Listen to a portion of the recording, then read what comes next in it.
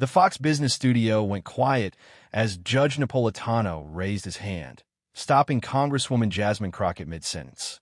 His gesture was sharp, dismissive, almost theatrical, caught perfectly by the cameras in crisp high definition. What unfolded next stunned millions of viewers watching live, a moment destined to be replayed across social media platforms, igniting debates and memes for days. The 74-year-old former judge thought he could brush aside the rising Democratic star with a single interruption, a tactic he'd mastered over his long career. He was about to discover he'd misjudged his opponent in a way that would reshape his media legacy.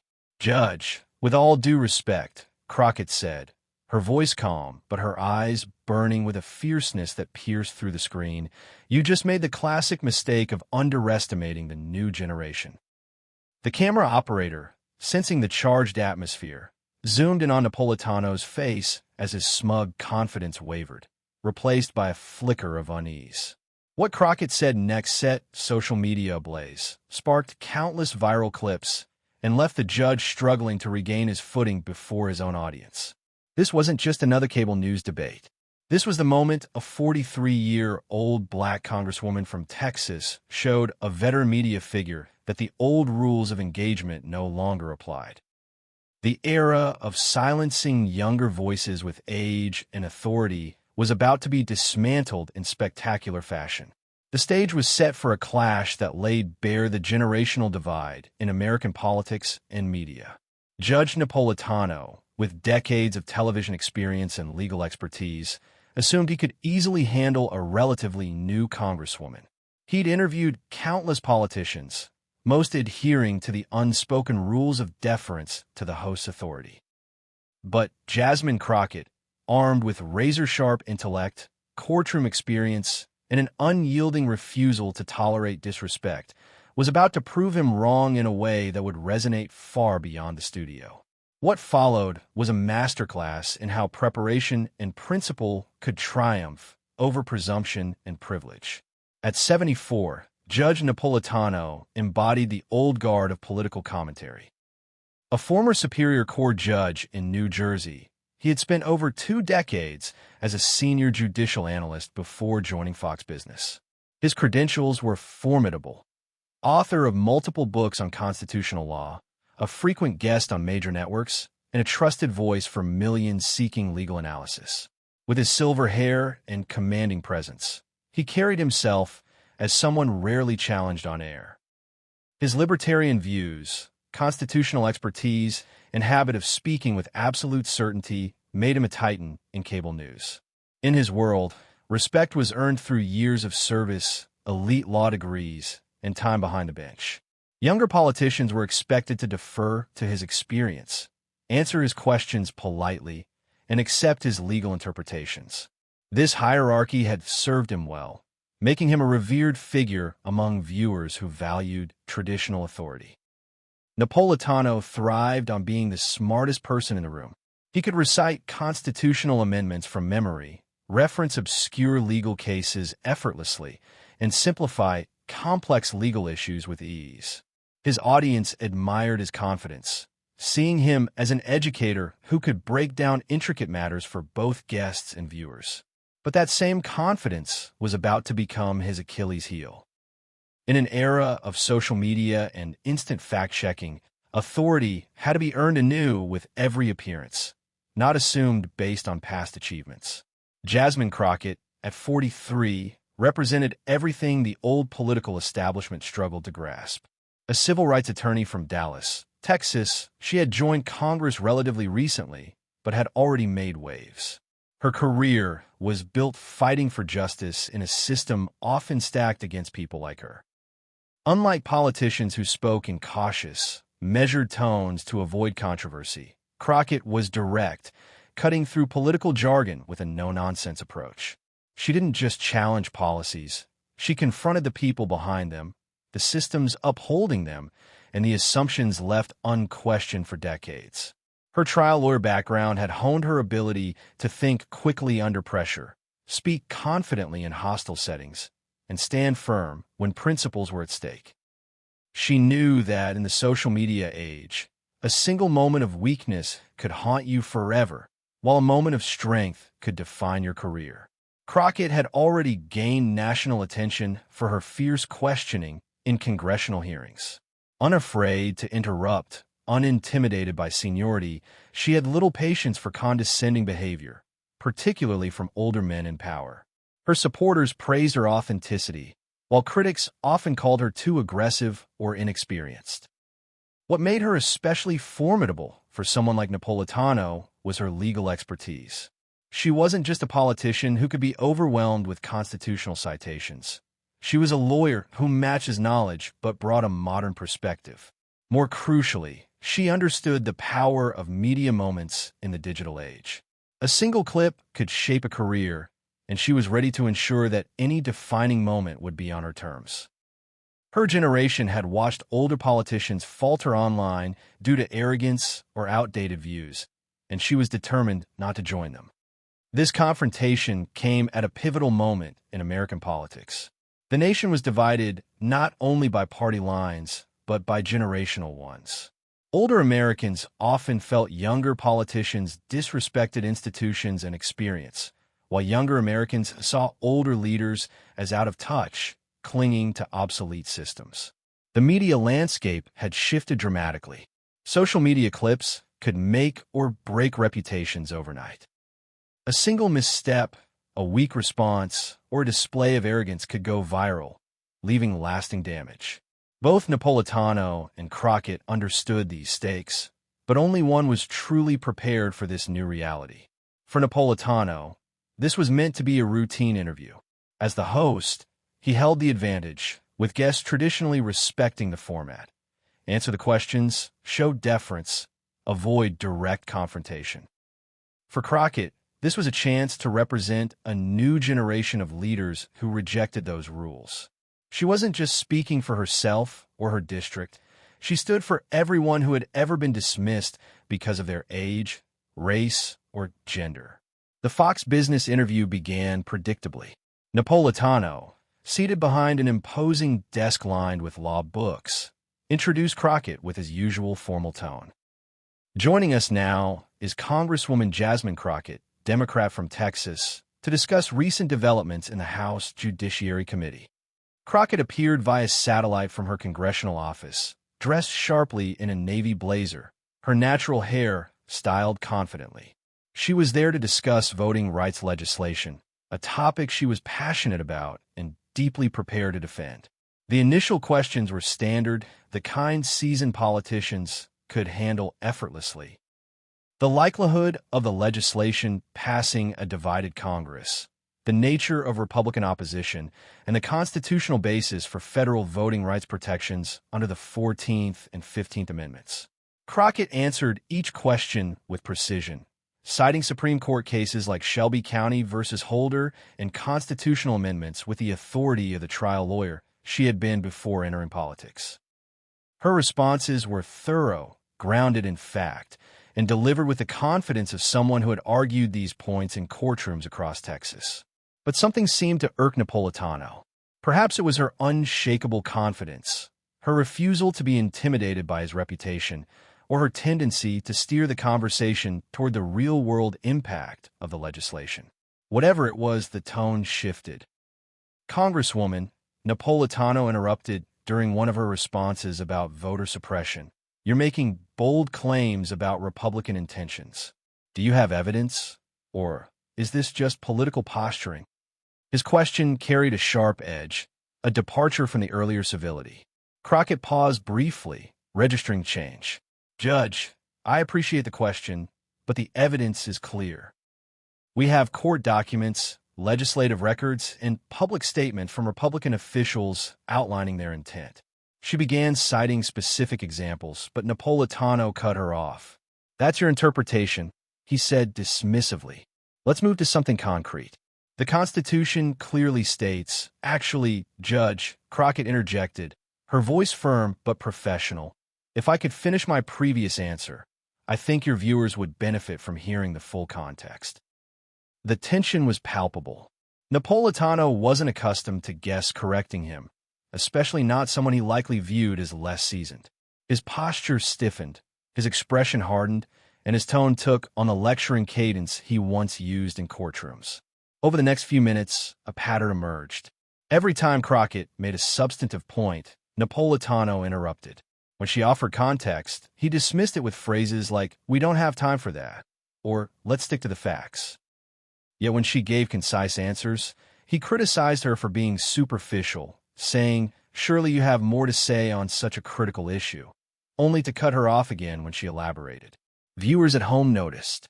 Social media began to hum with comments. "Why does he keep interrupting her?" one user posted. Another wrote, "Let her speak." A hashtag, "Let Crockett talk," started gaining traction. Crockett remained composed, but her frustration was evident. As a trial lawyer, she was no stranger to hostile questioning, but she expected an interview to allow her to present her case fully. This felt more like a deliberate attempt to undermine her. After being interrupted for the 5th time in under 10 minutes, she decided to address it directly. "Judge," she said, her voice steady but pointed, "I notice you keep cutting me off when I'm providing factual information. Is there a reason you don't want your viewers to hear the complete picture?" Napolitano's face flushed slightly. "Congresswoman, I'm managing this interview. I decide when we move to the next topic." His tone was sharp, authoritative, as if reasserting his control. "Of course you do," Crockett replied, her voice calm but with a trace of steel. "But managing an interview and silencing your guest are not the same thing." The exchange was uncomfortable, electric. Napolitano, sensing he was losing his grip on the narrative, doubled down. He began firing off legal precedents, constitutional amendments, and historical cases, clearly aiming to overwhelm Crockett with his expertise. But Crockett was ready. For every case he cited, she had a counterexample. For every constitutional argument, she offered a modern interpretation grounded in precedent. Viewers began to realize this wasn't a veteran schooling a novice. It was a clash of two legal minds. The Founding Fathers never intended, Napolitano began, only for Crockett to cut in. "Judge, respectfully, the Founding Fathers also never intended for women or black people to vote. Sometimes we have to evolve beyond original intent to fulfill the Constitution's promise." Her words hung in the air, a direct challenge to his worldview. "That's a very liberal interpretation," Napolitano said, his voice tight. "It's a human interpretation," Crockett shot back. "The law isn't just about what was written centuries ago. It's about how we apply those principles to protect people today." The interview was veering off script, transforming from a discussion about voting rights into a deeper debate about the role of law in society. Napolitano, visibly agitated, tapped his pen on the desk and shuffled papers unnecessarily. Crockett, meanwhile, had found her rhythm, no longer the polite guest, but an advocate addressing a jury of millions. "The reality is," Crockett continued, "we can't hide behind constitutional originalism when people's rights are being violated. The courts have consistently." "Congresswoman," Napolitano snapped, his patience gone. "You're lecturing me about constitutional law? I was interpreting the Constitution before you were born." The studio fell silent. The camera operators froze, sensing the weight of the moment. Napolitano had just played the age card, the experience card, and implicitly the gender and race cards, revealing the condescension Crockett had suspected all along. Crockett sat back slightly, a faint smile crossing her lips. This was the moment she'd been waiting for, the misstep she knew would come. The silence stretched for 3 agonizing seconds, millions of viewers holding their breath. In those seconds, Jasmine Crockett made a choice that would define not just this interview, but her political career. "Judge Napolitano," she began, her voice steady but powerful, "you just proved exactly what I suspected from the start of this interview." Napolitano, still red-faced from his outburst, tried to interrupt. "I simply stated a fact about my experience." "No," Crockett cut in, her interruption carrying the weight of justified defiance. "You revealed something far more significant than your age or experience. You show that you don't understand how the world has changed." The camera captured Napolitano's expression perfectly, his confident smirk gone, replaced by the dawning realization of a grave mistake. Crockett leaned forward, her lawyer instincts in full control. Let's talk about what just happened, because your viewers deserve to know what they witnessed. For the past 20 minutes, you've interrupted me, dismissed my expertise, and questioned my qualifications, all while I provided factual, well-researched answers.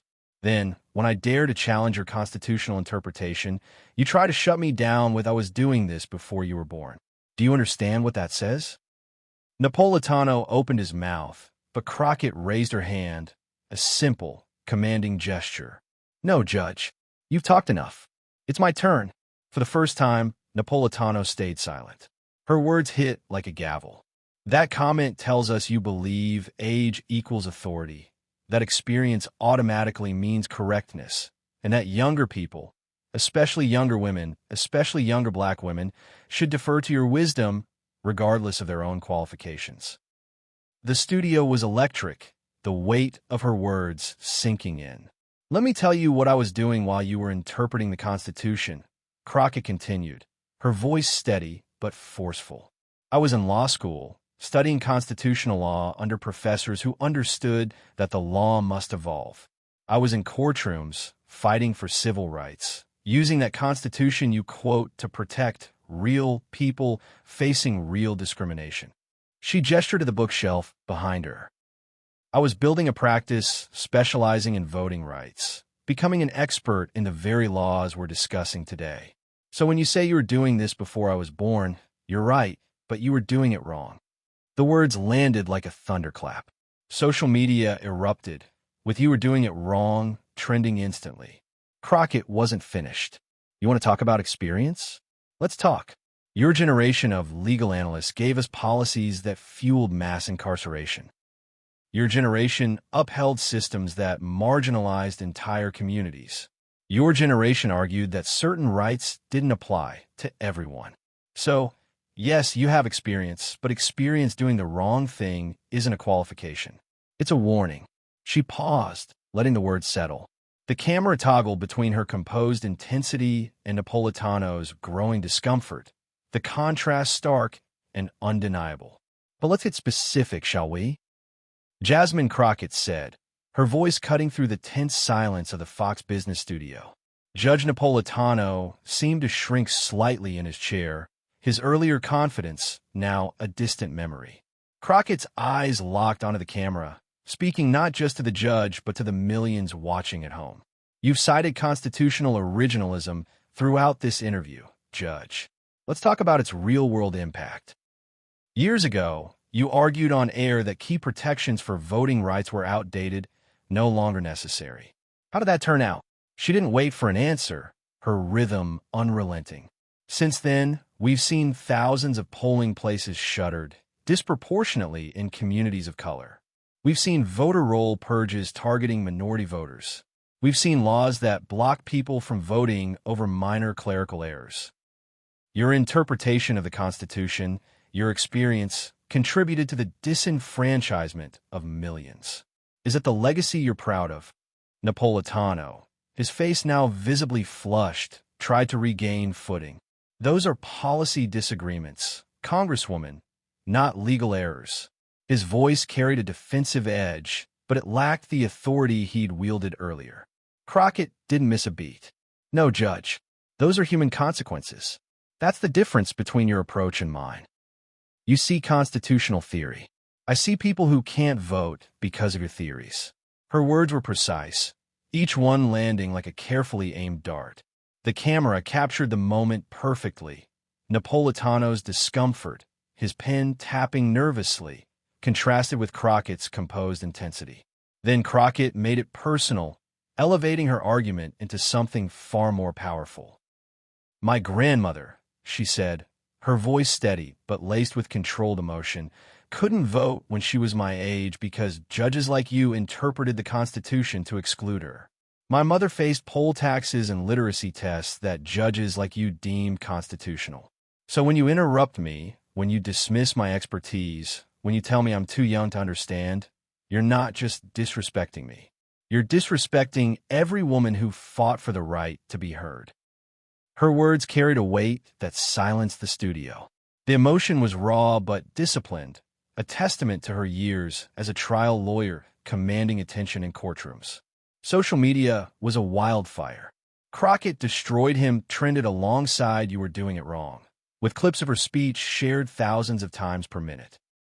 Young professionals, especially women and people of color, began posting their own stories of being dismissed by older colleagues. The hashtag experience isn't everything gaining momentum.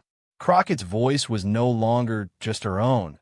It was a rallying cry for a generation tired of being silenced. She pressed forward, her tone shifting to one of deliberate clarity. "Judge, since you love talking about constitutional interpretation, let me leave you with this. The Constitution you quote declares all men are created equal, but it took amendments, changes, evolution, to make that true for women and people of color." She leaned forward slightly, her smile sharp but not unkind. "So the next time you want to lecture someone about respecting the original Constitution, remember that without progress, without young people pushing for change, I wouldn't even be in this conversation." The silence that followed was heavy, almost suffocating. Napolitano sat speechless, his decades of television experience useless against Crockett's relentless logic and moral clarity. The control room at Fox Business must have been in chaos. This wasn't the scripted debate they'd anticipated. The comments on the live stream moved too fast to read. A flood of reactions ranging from fire emojis to detailed breakdowns of Crockett's constitutional arguments. Napolitano, to his credit, made one last attempt to steer the conversation. "Congresswoman, I think we've strayed from the topic," he said, his voice strained. Crockett's response was devastating in its calm. "No, Judge. We're exactly where we need to be. Your viewers just saw what happens when experience meets expertise, when age meets evolution, when the old way of doing things meets the right way." She stood up from her chair, signaling the interview's end on her terms. "Thank you for having me on your show. I hope your viewers learned as much from this as I suspect you did."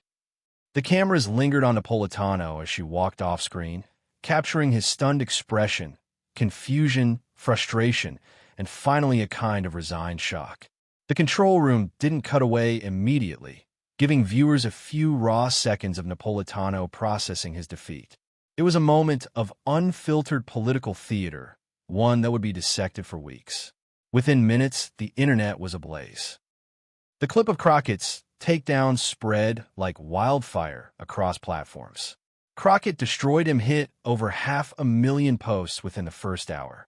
The line "experience doing the wrong thing isn't a qualification. It's a warning" became an instant meme, shared with captions praising Crockett's poise and intellect. Political commentators rushed to weigh in. A prominent legal analyst tweeted, "I haven't seen a takedown this thorough in years." Crockett didn't just win, she redefined the game. Another wrote, "This is what happens when preparation meets opportunity." Napolitano never saw it coming. Behind the scenes at Fox Business, executives scrambled to manage the fallout. Napolitano was one of their most respected figures, but the optics were disastrous. An older white male host outmaneuvered by a younger black congresswoman on live television. The network issued a tepid statement. Judge Napolitano conducted a spirited interview, reflecting the rigorous questioning our viewers expect. But the words rang hollow against the viral clips, showing his interruptions and discomfort. Some conservative voices try to defend him, with one pundit posting, "Napolitano's decades of legal expertise can't be undone by one interview." Yet even his supporters struggled to counter the visual evidence of his condescending tone. Napolitano himself stayed silent for nearly a day, an unusual move for someone so accustomed to the spotlight. When he finally spoke, his statement was brief. "I respect Congresswoman Crockett's legal background. Discussions can get heated, and I regret if my questions seemed dismissive." The apology felt perfunctory, especially compared to Crockett's commanding performance. Meanwhile, Crockett's team seized the moment. Recognizing the viral potential, they shared longer clips contextualizing her responses, alongside a thread breaking down her constitutional arguments. She appeared on other networks, reinforcing her reputation as a formidable voice. "I didn't go into that interview looking for a fight," she said on one program, "but I won't let disrespect slide, no matter who it's from." Her campaign saw an immediate surge, with hundreds of thousands in small-dollar donations pouring in within 48 hours, many accompanied by notes praising her for challenging the status quo. The average donation was modest, but the volume was staggering, a sign of her growing national support. The interview became a cultural flashpoint, revealing stark divides. Younger viewers saw Crockett as a hero, dismantling outdated authority with facts and poise. Older, more conservative viewers often viewed her as disrespectful, though even they struggled to deny her command of the law. Polls showed a clear generational split. Among viewers under 45, nearly three-quarters said Crockett won the exchange, while only a third of those over 65 agreed. Legal scholars began dissecting the debate. A prominent law professor tweeted, "Crockett's arguments were not only correct, but masterfully delivered. Experience without evolution is just repetition of mistakes." Another added, "This is living constitutionalism versus originalism," and the living constitution prevailed. The interview sent ripples through the cable news industry. Producers questioned whether their formats were ready for a new generation of politicians who refused to play by old rules. Some networks reportedly began coaching hosts on handling media-savvy guests, a sign that the era of unchallenged host authority was waning.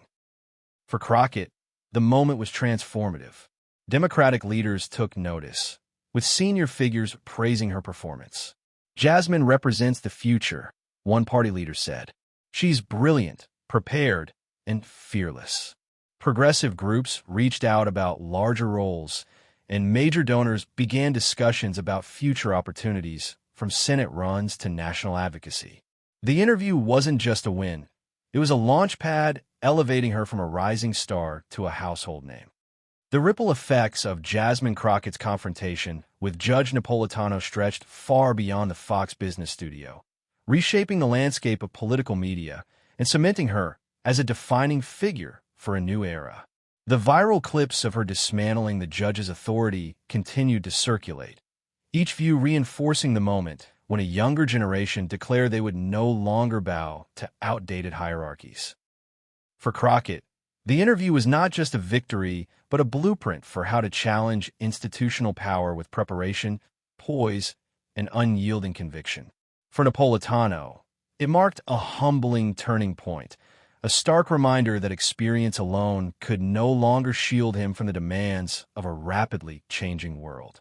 In the days following the interview, the cultural impact became undeniable. Late-night comedy shows seized on the moment, with hosts replaying Crockett's sharpest lines to roaring laughter. "You were doing it wrong," one comedian quipped, mimicking Crockett's cadence before adding, "I'm stealing that for my next family reunion." College classrooms began dissecting the exchange in political science and communication courses, analyzing how Crockett turned a hostile interview into a masterclass in advocacy. The moment resonated deeply with young professionals, particularly women and people of color who saw their own struggles against dismissive authority reflected in her stand. LinkedIn posts about the interview garnered tens of thousands of likes, with users sharing stories of overcoming ageism, sexism, or racism in their workplaces. The hashtag experience isn't everything became a rallying cry for those who had been underestimated. Crockett's performance also sent shockwaves through the political sphere. Republican strategists quietly began advising their candidates to avoid underestimating younger Democrats like her. The old tactic of leaning on age and experience to intimidate doesn't work anymore, one GOP consultant said in a trade publication. These new leaders are sharp, media-savvy, and ready for a fight. Meanwhile, Democratic leadership elevated Crockett's profile. Party elders, initially cautious about her bold style, now saw her as a vital voice. "She's not just the future, she's the present," a senior House member said, praising her ability to connect with younger voters while holding her own against seasoned opponents. Progressive organizations flooded her office with invitations to headline events, and whispers of a Senate run grew louder, though Crockett herself remained focused on her current role. The interview's impact on cable news was equally profound. Networks across the spectrum began re-evaluating their formats, recognizing that the traditional model of host dominance was faltering. Producers at major outlets reportedly held training sessions for anchors, emphasizing the need to engage with guests like Crockett as equals rather than subordinates. The days of bulldozing a guest with interruptions are over, one industry veteran said. Viewers want substance, not stunts.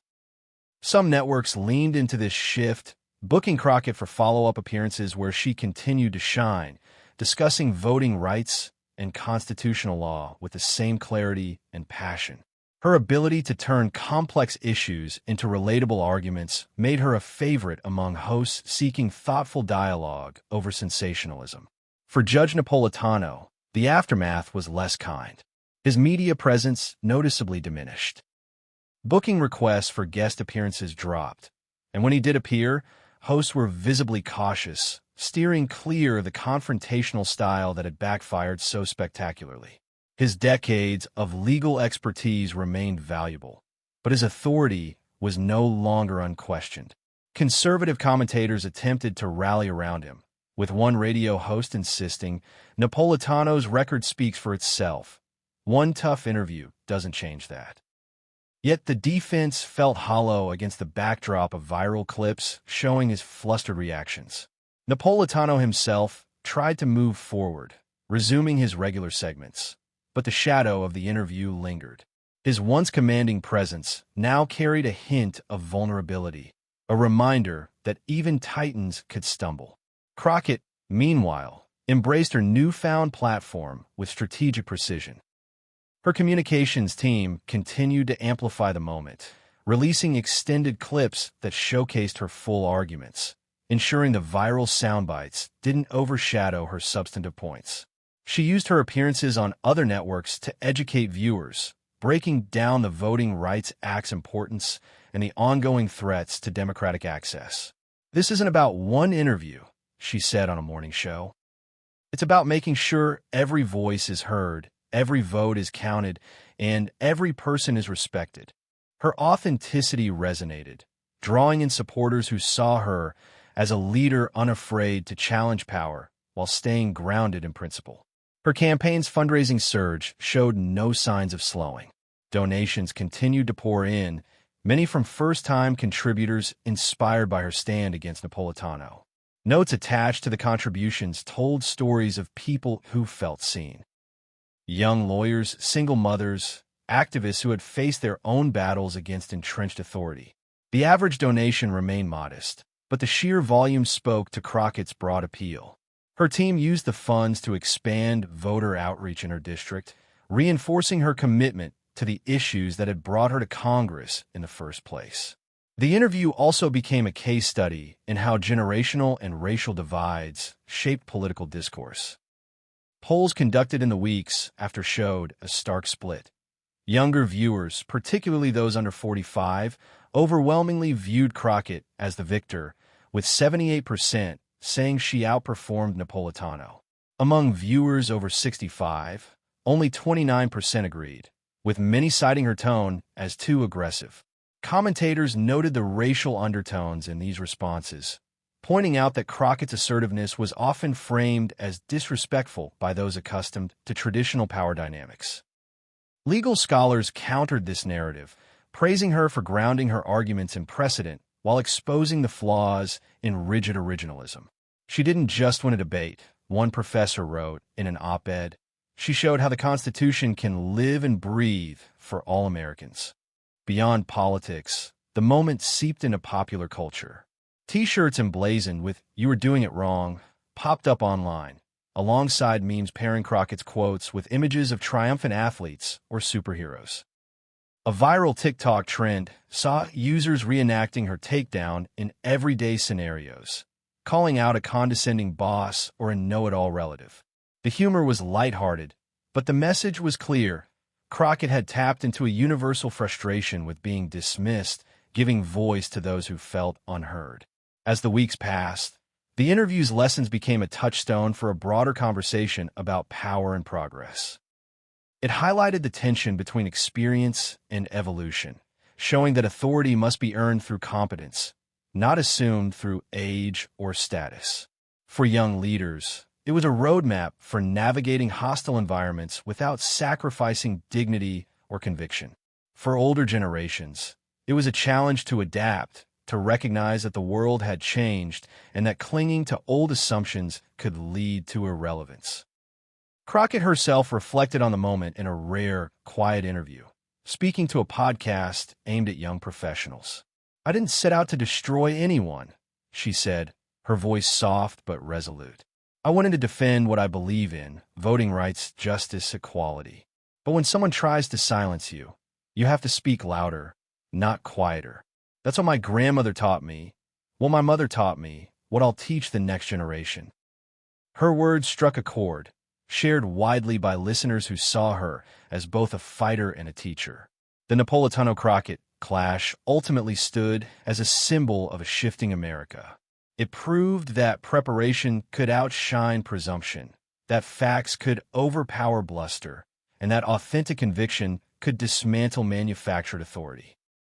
The viral clips, still circulating months later, introduced new audiences to the moment when a congresswoman refused to be diminished, turning a disadvantage into a defining triumph. It was a reminder that change doesn't come from accepting the status quo or waiting for power structures to reform themselves. It comes from people like Crockett, who use their intelligence, courage, and moral clarity to demand a seat at the table, and then reshape the conversation entirely. The interview's legacy was clear. The old rules of political discourse were dead. The future belonged to those who understood that evolution wasn't optional. It was essential. For viewers who witnessed this seismic moment, it was a call to action, a demonstration that the battles for justice and equality were fought not just in courtrooms or Congress, but in every moment where someone dared to speak truth to power. Crockett's victory wasn't just her own. It was a beacon for a generation ready to lead, unafraid to challenge, and determined to build a world where every voice mattered.